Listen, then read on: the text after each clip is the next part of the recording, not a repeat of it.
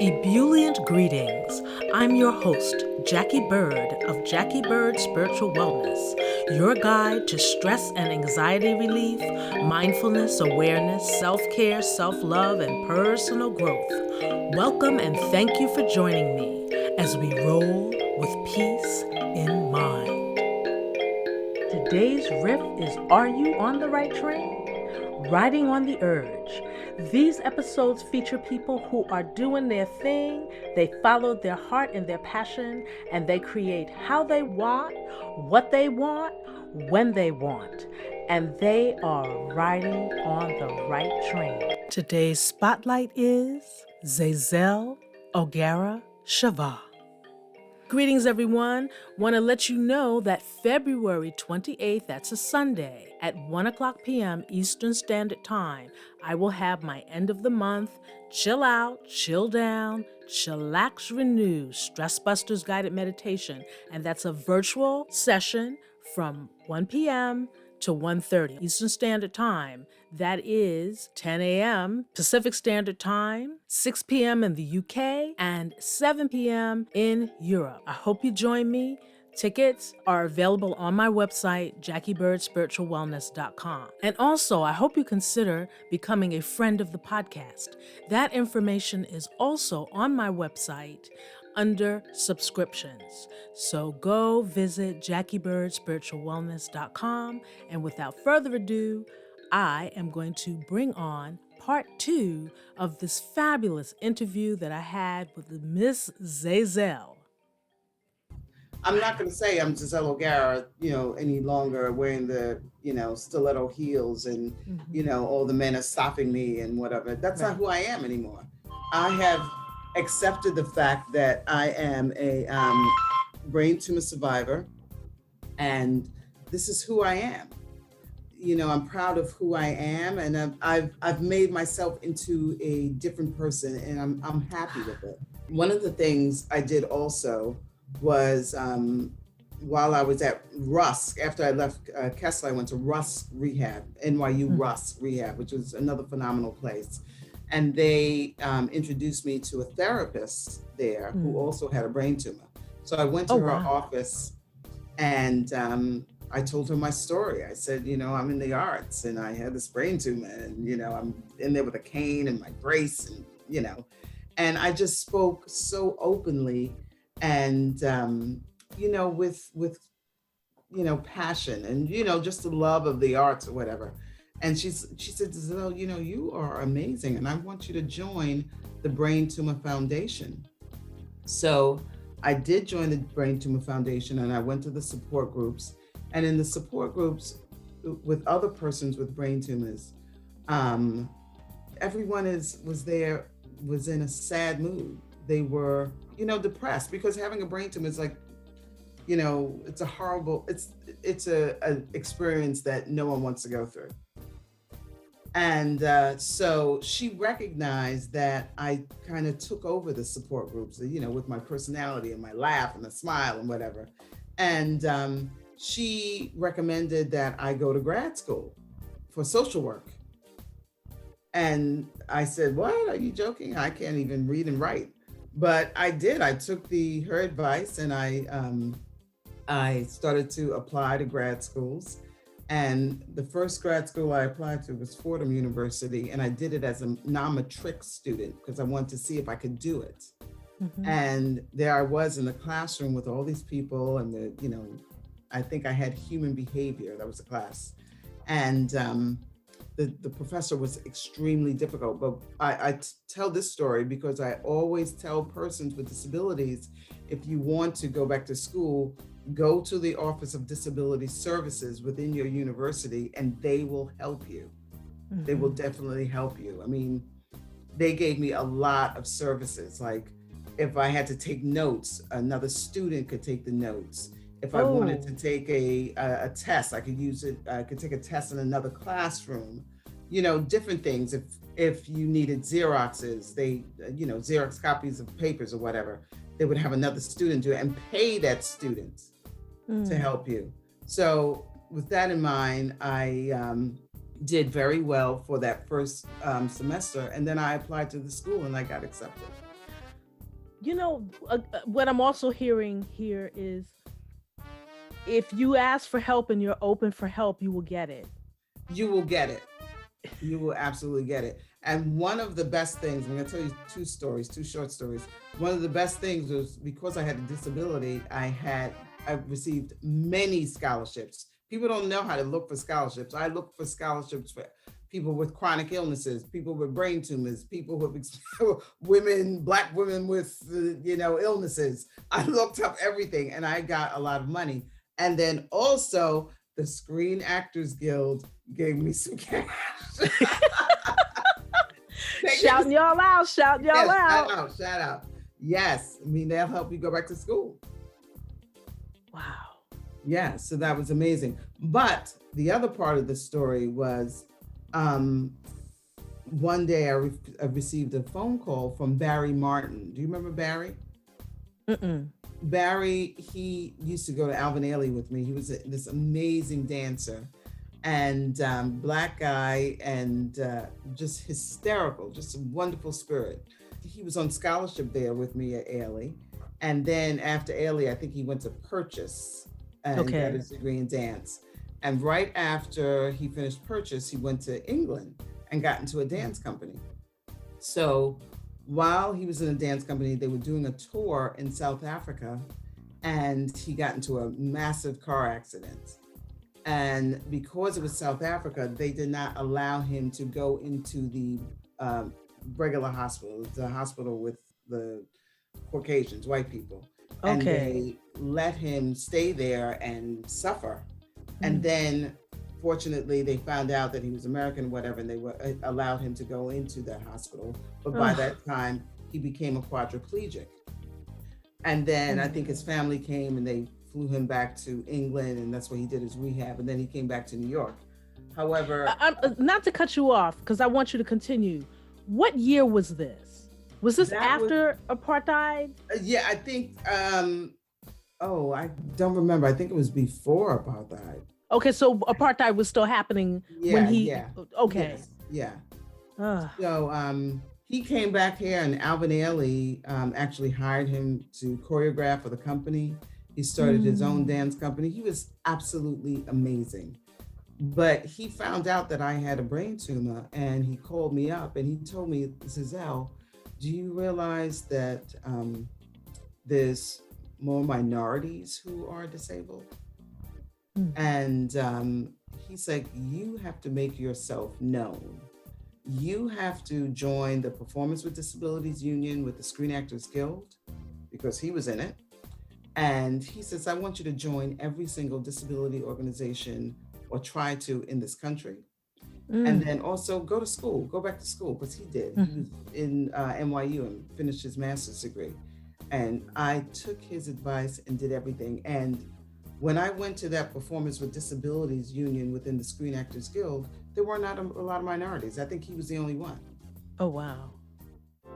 Wow. Information just dropping into your lap, setting up signposts, go this way, go this way, go this way. Right. Because what's so beautiful about this, even though you and I haven't talked in decades, you are still that magnificent light that I always knew. You know, I knew Zazel from, was it JoJo's Dance Factory? Broadway Dance Center. It was Broadway Dance Center when you started coming around? Yeah. Okay, well, so it had to be the beginnings of Broadway Dance Center, though, coming out of JoJo's Dance Factory, Heinz Hatchet. Yeah. And then it became Broadway Dance Center. I used to watch you, and you used to be too fierce. I mean, you were fierce. You were giving those classes and kicking butt. Thank you. But that's where I know Zazel from. You always had a serious look on your face, like, I'm doing this. You know. Yeah, you know, it's funny, you know, when we talk about like the self that you were as you're developing into, I think, being more of who you're meant to be in a way. And I remember me at that time, I was so serious about everything. Yeah, you were serious. Yeah, I didn't play, you know. You didn't play, you did not play. Did you used to teach step? I did some teaching over at Steps. They weren't my classes. I would sub over there. Yeah. Yeah, everything was very serious to me. You were serious. I'm like, oh my God, you used to scare me. I'm like, this girl is serious. I felt that if you're going to do something, you got to do it well. Yeah. And you got to set your mind to it. But as I look back on that girl, and she was fun loving, but some people didn't know that because I would present this very serious side. But I was a kook. I mean, I was like loony, like silly and all of that. But I think that girl didn't realize that she needed to relax and not take things quite so seriously. But I mean, okay. I admired it. I admired it because you had a lot of focus and you had a lot of passion and you were amazingly talented. Thank you. But I think, like I said, I remember you just always smiling and having this great energy and things cooking. Like it always seemed like you had a bunch of things in the fire, this project, that project. You just did finish modeling, on this project. And then there was, stuff you were dancing on. And, I just remember those vibrance about looking back, it was always a frenetic energy I had. I mean, I was always had a creative spirit and frenetic energy, but I knew right before I got sick that I was going to have to change soon because things were changing as I was getting older. Like, yes, because when you start getting older, the phone is not ringing as much. And I knew that I had to make a change. Like, okay, Zazel, we got to start thinking of your elder years. Yeah, because when you're in that business, you're on go. And I mean, I had a transition. At this point, it's 21 years now since I've been in the industry, and I had a major identity crisis because we identify ourselves through what it is that we do, and not so much out of the listening space of who you are, which is a bigger, an even bigger source of who you are is. The big source. We think in little terms. And I'm so glad that you said that because, I had 2 interviews and I was talking about being a dancer or being an artist. And I said, the one thing they don't tell you, I mean, I majored in dance in college. The one thing they don't tell you about is survival. Yes. You have to pay $950. I just looked at it the other day for headshots. What? Yes, I saw $950 for headshots now? I saw someone advertising for $950 for headshots. The dance classes now are $25. Right. You have to know how to maintain yourself and know how to really survive in this. Mm-hmm. Unless you come from a rich family who can support you. You have to know how to survive. They don't tell you that when you're majoring in dance or acting. Right. You really don't do the arts and business. Yes. Right, because we call it show business, but it's really the business of show. It's really the business aspect. And you're right. But what I also know that we're not taught is how to thrive. Because it's like, I hear what you're saying about survival because, how do you pay your rent? How you pay your bills? All of that in the industry. But, to me, survival is here. Thriving is here. Often, and we're not taught as humans in this society how to thrive, to have thrival mode mentality, as opposed to just getting by, just being able to pay your bills. No, because that's not living. That's not living. That is not living. I understand the passion. I totally understand the passion because I was there. I mean, I had the passion, and I always say this, look, my sister, I only have one sister. She was the complete opposite of me. She was business. And here I was buying my pumps and my red lipstick. And she purchased her first house at 27. And because she's like, I never want to rent. Yeah. And so she always— Don't blame her. Yeah, I was like, okay, let me go out, to Europe and come back and be poor. But you were doing your thing, you know what I mean? It's my thing. I mean, I did very well in Europe, but I never, I was never very conscious of investing and, all that kind of stuff. I never thought about that. Not until after the tumor did I think about that. You know what I mean? But my sister was always a go-getter, marketing genius. I mean, and she's a Supreme Court judge. Wow. Yeah, so she's like the complete opposite of me. Yeah. But that's all good. You know what I mean? It's all like, good. It is all yeah, good. because I think that if you led any other kind of life, you wouldn't be where you are right now in terms of what you've learned. My sister, she gave me a Christmas card this year, and she said, I could never do what you do. I could never. There you go. Be the person that you are. There you go. So that brings us to your virtual presentation called New Beginnings. That blew my mind because it makes you think about how you view disability. Yeah. You know, how do you as a able-bodied person really view disability? What are the things, the myths that you have, particularly if there's nobody in your life that, you know, going through that? What do you really think? And it brought all of that up.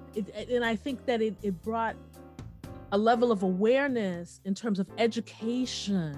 Yeah. Which is so needed. People need to understand, and they need to see, and they need to hear. So kudos to you for that project, New Beginnings. Yeah. So, and folks, I urge you to go to Zazel's site and to look at her company and look at the offerings on YouTube and to donate. Oh, absolutely. And to donate. Yes, donate to her company and go to Montserrat and support the people in that island. Yeah, but please, what is your company? What is your mission statement? All of that stuff. My company is ZCO Dance Project, and I'm very proud of it. It's been a hustle. It's definitely been a hustle.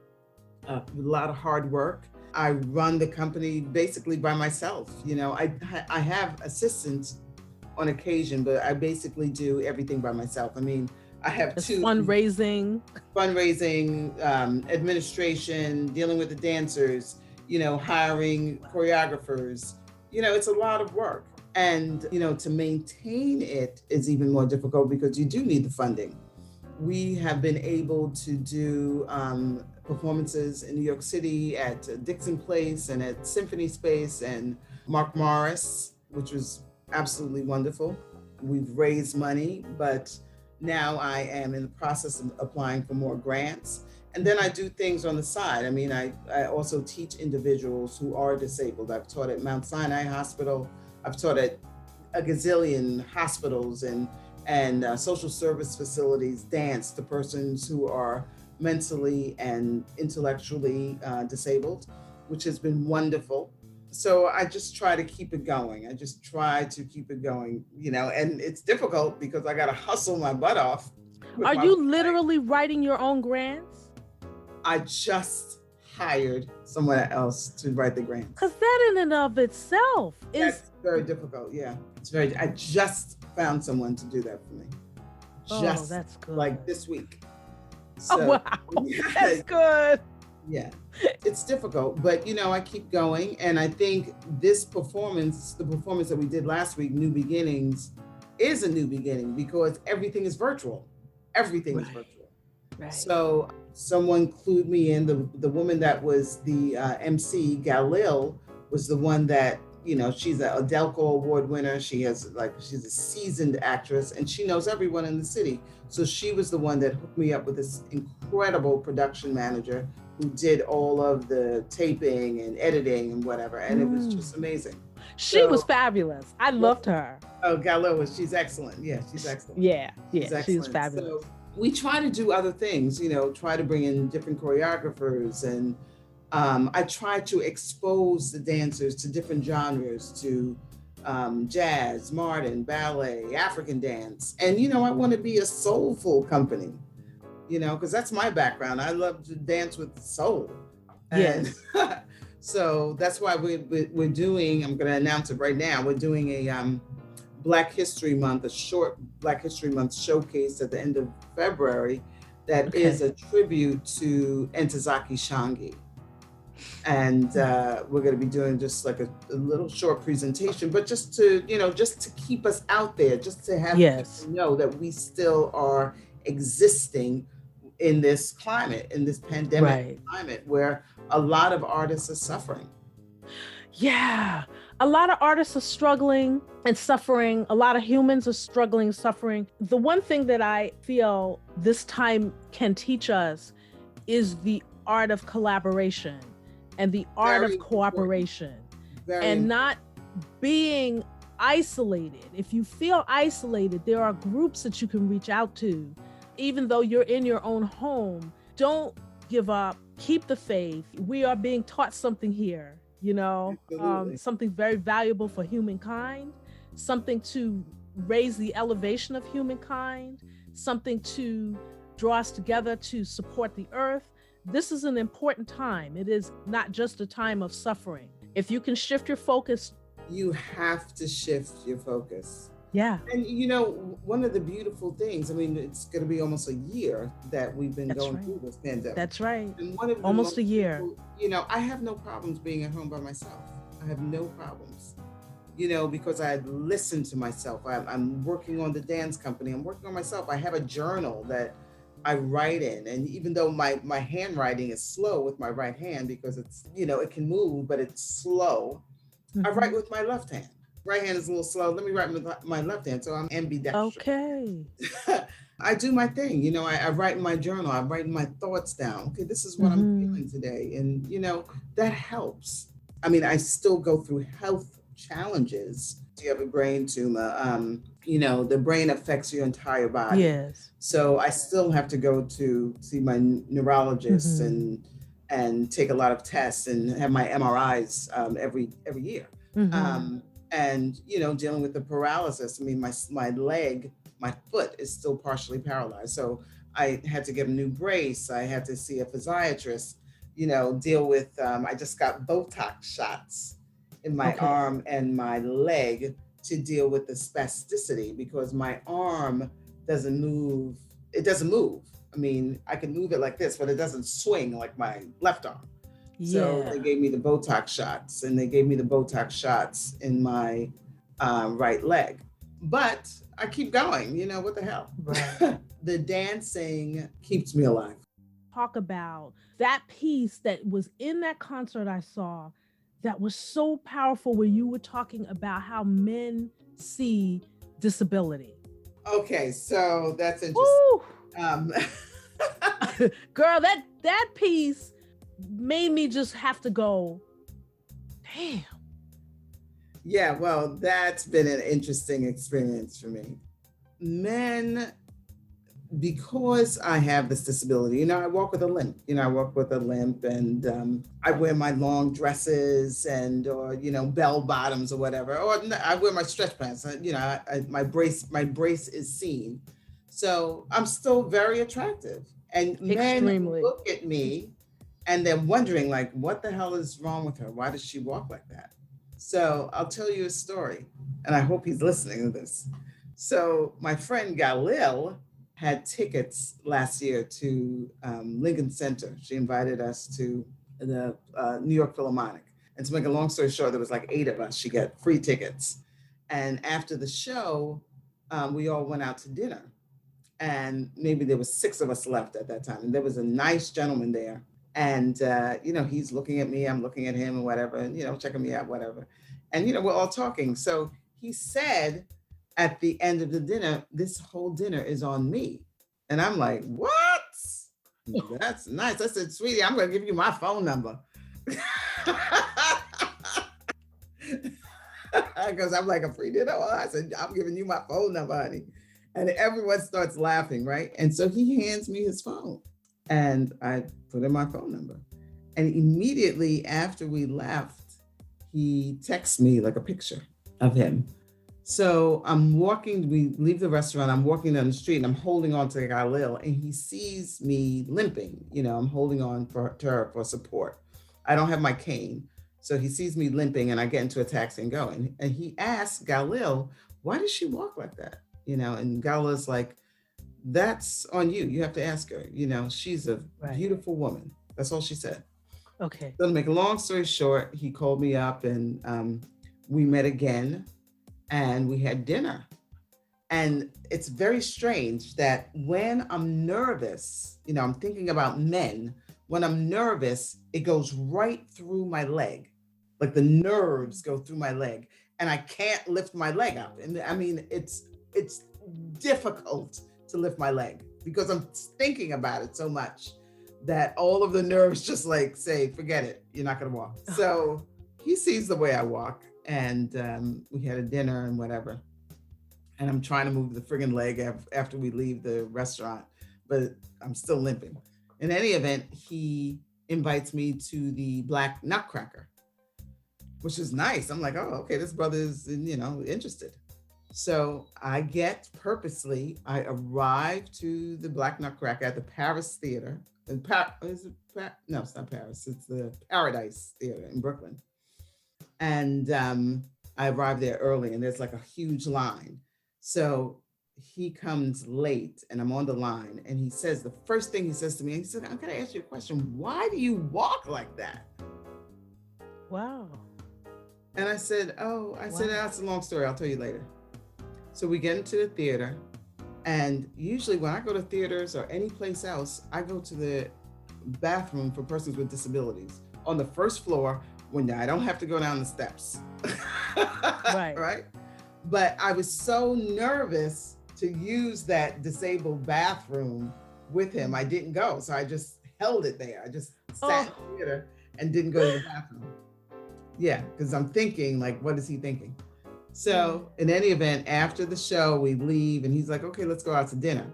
And we walk outside, and I couldn't walk. And he sees him stumbling, I'm limping. He's like, okay, let's catch an Uber and go downtown Brooklyn. So we go downtown Brooklyn, we go into the restaurant, and he's like, are you gonna tell me why you walk like that? And I said, okay, yeah, sure. I said, I am a brain tumor survivor. This whole energy changed. Entire energy changed. And I told him I have a dance company, I've done this, and whatever. Totally changed. So men can deal with it if you say you have like a car accident. If you were in a car accident, that's more acceptable. But if you say that you have a chronic illness or any kind of illness, they don't want to be a caretaker. Mm-hmm. It's a fear. So I'm a part of an organization called Divas with Disabilities. And my friend started it, and she is an amputee, right?